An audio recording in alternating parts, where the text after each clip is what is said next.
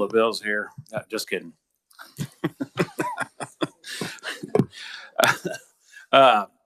Only item on the agenda today is HB 2826. And with we're going to go ahead and open the hearing on that bill, and we'll get a overview from the revisor what the bill does.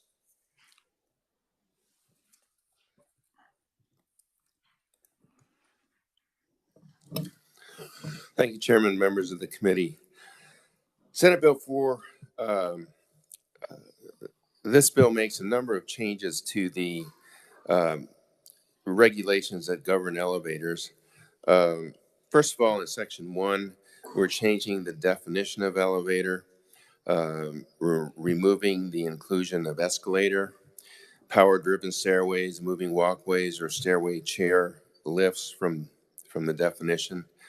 In Section 2, current law requires work on an elevator to be done by a licensed elevator mechanic or an individual working under the direct supervision of a licensed elevator mechanic. The bill removes the requirement for direct supervision. That's at page 2. The bill also changes the requirement for inspections of elevators to be done by a licensed elevator inspector. Instead, the bill permits inspections by an individual employed by a licensed elevator inspector. The bill provides that when material alterations are made to an elevator, that elevator must conform to applicable requirements of the current code. New language in the bill states that all other elevators shall conform to the applicable requirements of the code in effect on the date such elevator was installed. Material alteration is also defined. So it's alterations to an elevator that constitute a change to more than 49% of the elevator. And that's important because, again, it's material alterations that trigger that requirement that the elevator have to conform to current code. Section 3 changes requirements for an elevator contractor's license. It removes the requirement that the applicant demonstrate that the applicant employs a licensed elevator mechanic or mechanics. The applicant must demonstrate under the bill that the applicant employs one or more elevator mechanics. So it removes the requirement for that employment of licensed elevator mechanics. Under current law, an individual seeking to engage in elevator mechanic work must apply for an elevator mechanic's license from the state fire marshal. The bill changes this requirement to be discretionary. They may apply for an elevator mechanic's license. Under current law, an individual seeking to engage in work as an elevator inspector must apply for a license. The bill changes this requirement again to be discretionary for an elevator inspector. Current law requires that an elevator mechanic license shall be issued by the state fire marshal to an individual that holds a certificate from an elevator tech certification program certified by the National Association of Elevator Contractors, or a nationally approved apprenticeship program or license from another state or certain work experience. The bill adds another basis for required licensure by the state fire marshal, and that is if the applicant holds a certificate of completion of an elevator tech program provided through a post-secondary educational institution or other similar program, or passes an equivalency examination. Section 4 pertains to elevator inspection requirements. Current law requires an annual inspection, and that it be performed by a licensed elevator inspector. The bill amends this requirement to require an inspection once every 5 years. That may also be performed by an employee of such a licensee. Current law requires that an elevator owner ensure all tests of an elevator be conducted when the elevator is inspected. That is, all tests required by regulation and law. The bill changes this to require tests be performed if such tests are necessary based on a written inspection report. And in addition, no load test is necessary unless necessary due to a life and safety issue noted in that written inspection report. The bill provides that the fee for an inspection is limited to $250. In addition, the requirements of the section do not apply to an elevator that is subject to an elevator maintenance agreement between the owner and a licensee. So the elevator inspection requirements under Section 4 would not be applicable if we have an elevator maintenance agreement. Section 5 pertains to certain certificates of operation. Current law provides that such a certificate is valid for 1 year. The bill changes this to 5 years. In addition, there are amendments to conform to the provision that I just mentioned, that elevator inspection requirements do not apply to an elevator that is subject to an elevator maintenance agreement. Section 6 regards rules and regulations of the state fire marshal. The bill would prohibit rules and regulations from requiring an elevator to be in compliance with current American national standards, except as specifically provided in the bill. So that is what the bill does. Any questions for the revisor? Seeing none, thank you very much, Charles. All right, so here's the deal. We're limited on time, unfortunately, and we're also towards the end of session. And so the tax committee has agreed to give us a little bit of leeway. They are in here at 3:30. We're supposed to be out of here at 3. And so we're going to limit testimony. Probably have no questions. So committee, if you have questions for any of the conferees, you have their contact information in their testimony in the S drive. We're going to limit testimony to 15 minutes each side and let you regulate yourself. Normally we would say there are this many proponents and this many opponents, and we're going to give you this much time. If you talk amongst yourself, a lot of you guys are going to want to say the same thing over and over, and you're going to have 3 or 4 minutes to do so. If you talk amongst yourself and have one person, you can have the full 30 minutes. If you have 2 people, you have 15 minutes. So we're going to start with the proponents, and I'd ask you to, the proponents, it looks like will probably be quick based on what I'm looking at here. You have 15 minutes starting now. Representative Shannon Francis.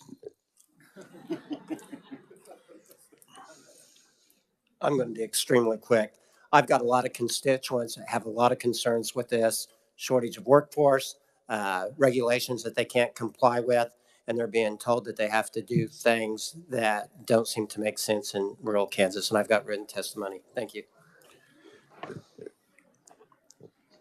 Representative Stephen Owens. I won't be quite as quick, and I apologize again for you guys having to hear me talk as if you hadn't heard enough for the last 3 hours. 2826 is a fix to a piece of legislation that was broken to begin with. And if you'll recall, we actually voted it down in the House. The first time it was heard, and the second time it had to be brought up in conference. So let me share a couple of examples of how this has negatively impacted my community. And these are examples brought to me by my fire marshal, my local fire marshal. Local business has a maintenance contract with an elevator company, yet they received a letter stating they must complete a required safety inspection that wasn't part of the maintenance contract. It was an $800 bill. And by the way, that was even before the rules and regs have been promulgated. A local church was told they'd have to have their elevator rekeyed thanks to one of these inspections, and got a $3,500 bill for doing so. Another local community church building spent hundreds of thousands of dollars replacing elevators with minor issues, all to be told, oh, the base isn't quite wide enough and you need to add a foot. The Peabody Township Library was charged $600. Now, Peabody gets a whopping $300 from the state of Kansas to help with their library. Yet they were given a $600 bill to inspect a chairlift that goes 4 steps. The reality is, we have literally enabled through this legislation for 18 licensed contractors to determine exactly what they're going to charge and how they're going to do it and when they're going to do it. They're dictating their own terms. and it is negatively impacting many folks in my community. We've literally enabled them to monopolize it. While I would assume to have the entire Elevator Safety Act repealed, I think this is truly the next best option in House Bill 2826, because this is truly a significant overreach in our communities. And I will stand for questions. There are no questions. Thank you, sir. Heather Morgan, you're up.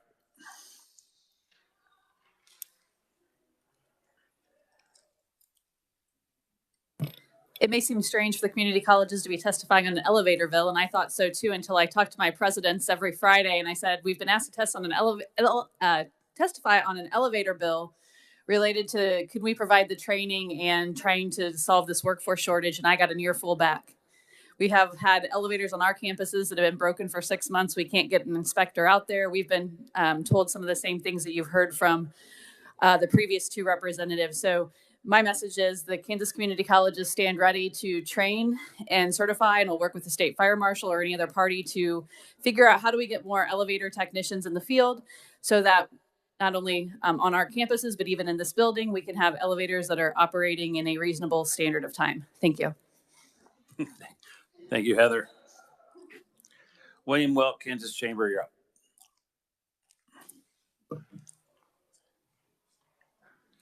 You have 2 conferees left and you have 10 minutes left. Good afternoon, members of the committee. The 3 main points that I want to make on behalf of the chamber is that the cost of updating an elevator can be tremendously expensive to property owners. And we have heard that the inspection cost alone can be hundreds, if not even thousands of dollars. This bill obviously would cap the inspection fee at $250 for the inspection of an elevator. Additionally, most elevators that are installed have maintenance agreements when they are installed, so they get yearly check-ins already to be updated and make sure that they are up to safety protocols. And then so the next thing I want to make is the licensing requirements for elevator mechanics. Prior to the legislation passed in 2022, there was no licensure requirements. Currently, you need 8,000 hours of training to be a licensed elevator mechanic or go through a 5-year union program. This bill would allow individuals to go through tech schools or community colleges, as Heather just noted, or pass a test that is issued by the state fire marshal. And the last point that I would like to make is that we have some concerns with the Kansas Elevator Safety Advisory Board that is mainly made up of representatives from elevator parts companies. This board can issue a mandate on a business to have an inspection of an elevator and make them update their elevator. And we just have some concerns that the safety of Kansas is not being put forward. But yeah, that's the points that I wanted to make, and I'm happy to answer any questions. So, all right, thank you. Last up, Elizabeth Patton, Americans for Prosperity.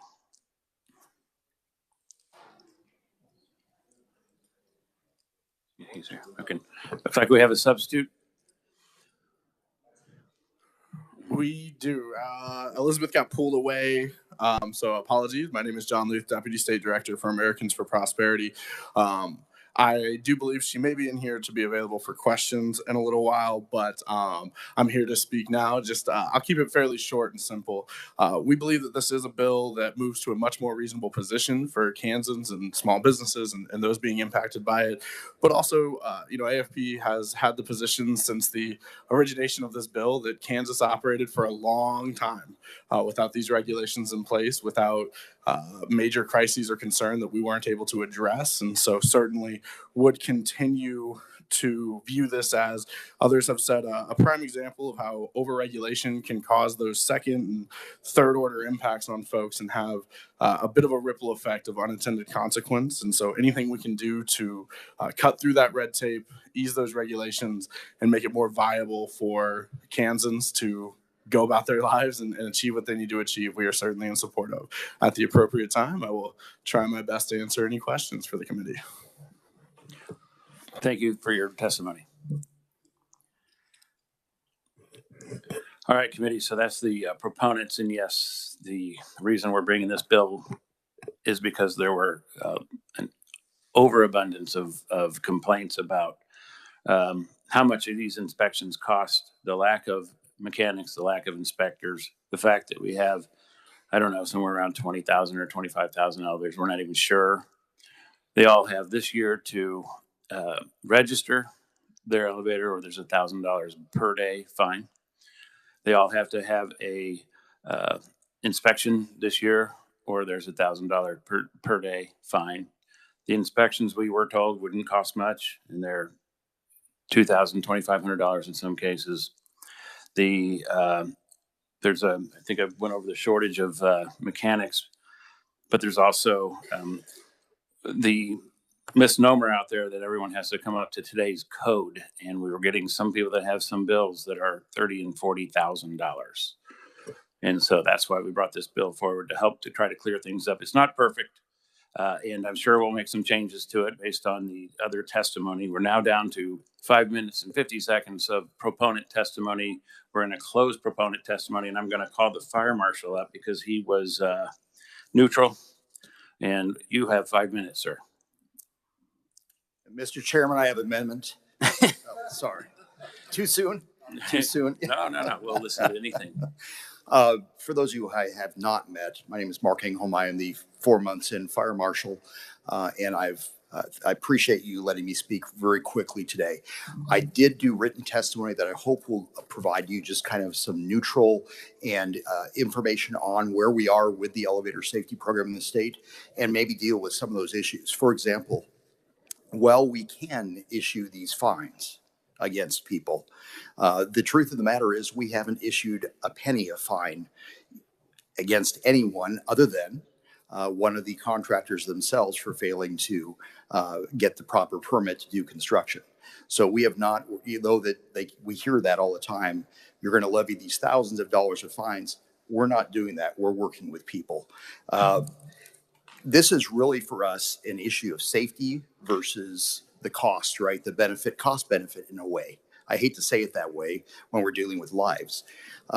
What we are dealing with, I will tell you in our inspections, what I'm finding is a lot of times when we go out to these facilities and we are doing these inspections and we're finding horrible conditions, they are in nonprofit type situations where there is not money spent on preventive maintenance. So a nursing home with fraying cables in their elevator that have not been inspected for some time, and that was found, right? We're dealing with one right now in another part of the state where the elevator is broken down and there is a person on the second floor in a wheelchair, and when he wants to leave, the city fire department has to go and come and carry him down those stairs. It's a mess. So we are coming across a lot of things that are safety violations. At the same time, I've spoken with a number of you about your concerns about the cost, and they are my concerns also. So we just stand neutral. We will carry out your will on this, however the law is written, and look forward to, in the future, I understand we don't have time now, but be happy to talk with any one of you about the elevator safety program and kind of where we're taking it. Thank you. Thank you for coming over today. All right. We're going to move on to the opponents. And looks like you're going to have 18 minutes now. We're going to give you the extra 3 minutes here. Have you guys talked amongst yourself? We're still going to have seven people testify, or are we going to limit it? First up, John Federico.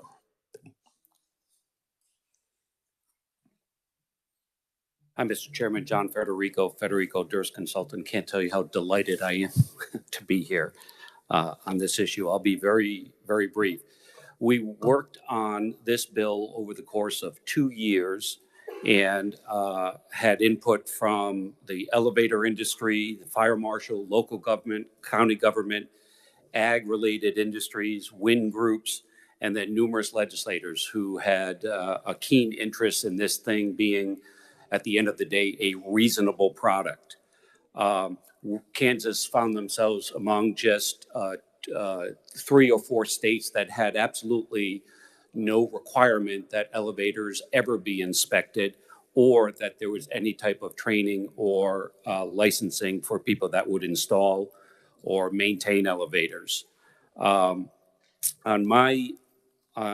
goal was, again, to come up with the Elevator Safety Act that would adopt national safety standards and best practices from other states.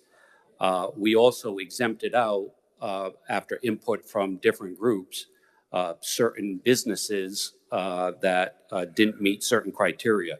In my testimony, you'll see a definition of what is included for inspection and what is not.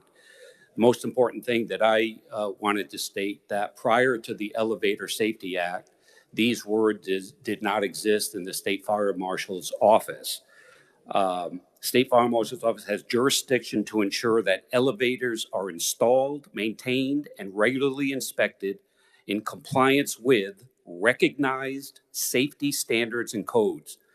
All elevator contractors, mechanics, inspectors are required to be licensed by the state. The key thing, this program works to ensure the safe installation, operation, service, and repair of all eligible elevators. Now, again, the goal was to have a reasonable piece of legislation, but the Elevator Safety Act, Chairman, are words on paper. What I just stated, I don't think is unreasonable, an unreasonable notion to make sure that the elevator riding public has an expectation that these are being maintained and inspected on some type of regular basis. However, words on paper and implementation are two different things. We fully recognize that there are problems out there. And Chairman, with your position on the Elevator Advisory Board, you've identified, you've been very honest with us, you've been very open and very transparent about making us aware, at least our office, on some of these problems that are coming up. There are bad actors out there. But as I look at this bill, if I could, Mr. Chairman, there are still a few problems. I'm afraid we'll go too far to the other side. And in the bill, where you make a change saying that you don't need to work under the direction or supervision of a licensed elevator contractor, that is being stricken from the bill. And all you need to do is to be employed by someone who holds a license. What does that mean? What is their role? If they're a part-time student, are they installing elevators? Are they fixing elevators? That's one area that's cause for concern. And then very quickly on page 3, where it says, any individual wishing to engage in installing, altering, repairing, or servicing of elevators may make application for an elevator mechanic's license. Two quick areas of concern for us. Mr. Chairman, I ask a couple things. Allow us time to work with you to fix some of these problems. You have a willing industry, and or figure out a way to pause any rules and regulations that would make sure that we get this thing figured out. Thank you, Mr. Chairman. Thank you, sir.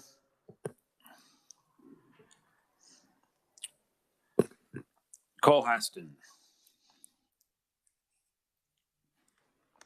Cole is also on the board. Yes, good afternoon, everybody. Thanks for the opportunity to let me speak. My name is Cole Haston. I'm an elevator mechanic with 26 years of experience. I'm second generation, so my dad did the job for 40 years prior to me. Actually took care of the KU campus up in Lawrence for 25 years. As Sean said, I'm on the Elevator Advisory Board currently. In that role, I represent mechanics and inspectors, the frontline workers in the field. I thought it appropriate to wear my uniform, so that's why I'm a little bit underdressed for the occasion, because this is my day job. For that matter, I asked the Kansas Legislature to do their part and for their help to do what it takes to keep the Kansas riding public safe. I come in opposition to House Bill 2826 because it deviates drastically from the well-established national standards. If you consider any time that you get onto an airplane or an amusement park ride, you have every expectation when you get onto that piece of equipment that you're going to make it, you're going to be safe at the end, right? You're going to be safe. So when something goes wrong, for example, an airplane crashes, the general public may look at that situation like it's a tragedy, that it was something preventable. The professionals inside the industry, they look at that situation and how we can prevent the next accident. And, you know, the elevator industry is no different. And a good example of this is you don't hear about airplane hijackings anymore because we've reacted to 9/11. So by reacting to one tragedy, you can be proactive and prevent the next one. The ASME code for elevators first came about 100 years ago in a very different world, obviously. But some of the statistics for riding an elevator were staggering. I found some information. New York City in the early 1900s, a 10-year period, there were over 700 deaths in the borough of Manhattan, elevator related. Chicago, 400 in the same 10-year period. So by deviating from national standards, we're going to make Kansas complicit in future preventable injuries or death. So while they're not daily headlines in the news right now, you don't have to look very hard on YouTube to find news stories that occur around the nation. You know, and I'll say this too, that when I do my job and encounter the public in buildings, the most common thing I'm asked is this elevator safe? And that situation would look like I'm working on an elevator. I've got the doors open and somebody's kind of getting a peek behind the curtain. They're looking into the elevator shaft, and it's a little unnerving for a lot of people. You know, if there's a bank of elevators right there, they're a little apprehensive to press the button, not only for their own well-being, but for mine as well. They don't want to hurt me, right? Which I appreciate that. But, you know, that being said, as a mechanic, the most important thing is the trust that we have with our building owners. They rely on us to fix the elevator, but also to keep the riding public safe, right? And that relationship is very important to me as a mechanic as I perform my job. Many others in the industry, I think that there's some aspect or some belief that this bill only benefits industry insiders. And by making people perform unnecessary tasks, and I'm asking, you know, to trust the people inside the industry, the same people that install, maintain, repair those elevators, that to do their part to keep them safe, to do their jobs correctly and give them the leeway to do that.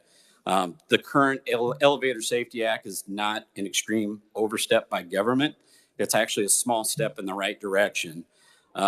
I just want to say, as a Kansan, I'm proud of our Wild West heritage, but I do not want that applied to building code. So, again, I'm on the advisory board. I've got a lot of ideas, and I'm sympathetic to some of the backlash that's come in, and I've got a lot of ideas proactive that I think we can solve these problems in the advisory board. I don't think the legislation's necessary. Just allow the advisory board to do their job. And that's really all I have. Thank you. Thank you, sir. Moving on to Brent Snyder, Midwest Elevator. Okay. Kevin Solomon.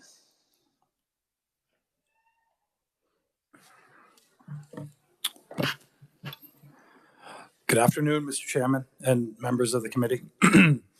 My name is Kevin Sullivan. I have been in the elevator industry for 26 years. I'm both a certified elevator mechanic and a certified qualified elevator inspector. I am here in opposition of HB 2826. But before I begin my testimony, I just wanted to say thank you to Representative John Barker. He's not here. He was our champion and helped us pass this legislation 2 years ago. So without him, we wouldn't have this legislation. The number one responsibility for an elevator mechanic is to build a safe elevator, build and maintain a safe elevator for the riding public. That is the number one responsibility. There are three reasons why elevators are safe: training and education for the mechanics. They learn on the job and they learn through classroom training. Number two, it's routine maintenance of the equipment. This is different depending on the type of equipment, the amount of use that the elevator gets. It could be monthly, it could be quarterly, it could be annually. And number three are inspections or tests known as annual safety tests and 5-year safety tests. Those are the three things that make this industry safe. So the 5-year and the annual safety test, that's where all of the safety features and the safety devices of an elevator are tested and inspected. This is a 2 to 4 hour process. This is different than annual maintenance. Oftentimes, deficiencies that are found during a test are repaired at the time and fixed so the elevator passes its inspection. I think John Federico mentioned 39 states, including Kansas, have elevator mechanic certification. 47 states have elevator inspections. Kansas is surrounded by states that have both inspections and certification. Colorado, Nebraska, Missouri, and Oklahoma. All of those states have what is in the Kansas Elevator Safety Act. Most states that don't require mechanic certification still require inspections, such as Texas and Tennessee, Iowa, North and South Carolina, and Pennsylvania. I agree that the rollout of the program has been slow and clunky, and I apologize for that. We wish it had gone better. Elevator oversight is new to the department, to the fire marshal's office, and the fire marshal, who has been a pleasure to work with. We've got to know him. We've went on a tour with him. He's new to the program as well. He's only been in place for 6 months or something like that. So there's a lot of reasons why the program is off to a slow start. We still don't have rules and regulations. We don't even have a draft of the rules or the regulations. By comparison, Ohio and New Mexico passed legislation between 12 and 14 months ago. We have drafts of both of those rules. The board has only been in place for 6 months. The board has not been asked to help solve any of the problems or help fix any of the problems. We hear about the problems, but there's no solutions. There's no time to discuss how to fix it or make suggestions. We were hoping to do that through rules. I've spoken to 4 members of the board. All are opposed to this legislation. Some of the elevators in the state of Kansas have never been inspected. Some haven't been inspected in 10 years. As this program matures, these problems will go away. Elevator maintenance contracts will eventually include annual inspections and 5-year inspections. That test will be included in the price of the contract. And so the building owner will be able to shop the price of the contract. He'll have 15 companies that he can take the price to and try to get the best price that works for him. If we give this time to mature. Many of the existing contracts in the state are between 3 and 5 and 10 years old. They were all signed and agreed to before this legislation came about. Some of them don't include a safety test because it wasn't required in the state. So elevator companies didn't charge for it because it wasn't required. They're not going to charge you for something that you don't need. We talked about ASME, the American Society of Mechanical Engineers. They develop elevator safety codes and standards. They determine maintenance schedules. These codes determine the maintenance schedules and the inspection frequencies. These committees are made up of elevator industry professionals from all over the country, including engineers, manufacturers, designers, consultants, inspectors, mechanics, state regulators. They have hundreds of years of experience. And they decided that annual and 5-year tests are needed and necessary for the industry. Eliminating the 5-year safety test would be like making the passengers the test weights that are used during that test. And eventually there'll be a very serious accident in Kansas. I know that that is not the intent of this legislation or the committee, but that is what the result of this bill will be. Some of the other changes I disagree with are the shall to mays. John Federico touched on those. Setting a fee for a private inspection. I don't know if the legislature can do that.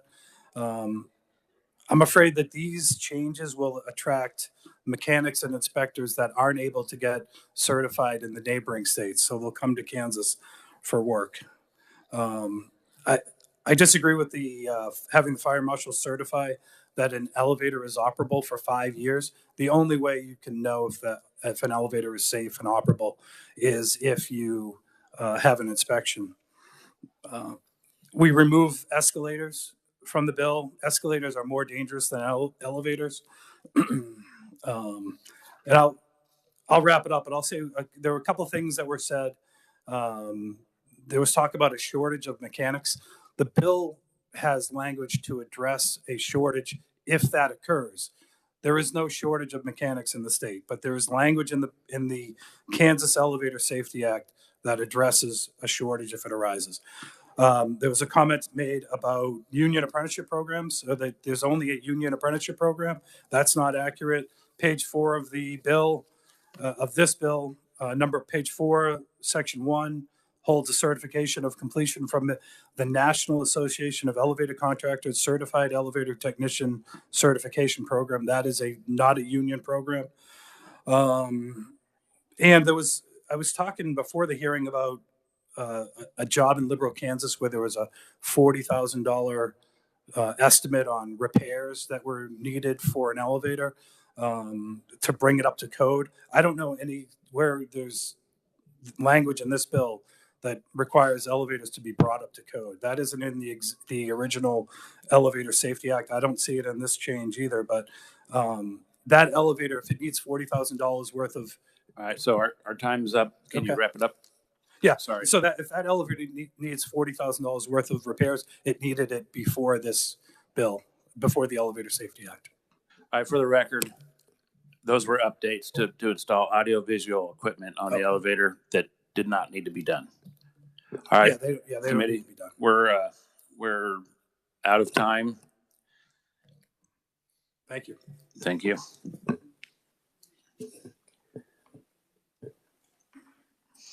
So I'm going to close the hearing on HB 2826 and conferees that we didn't get to will be moved to written. And so please read those and take into account any suggestions that they have so that we can work this bill tomorrow. We plan to work this bill tomorrow.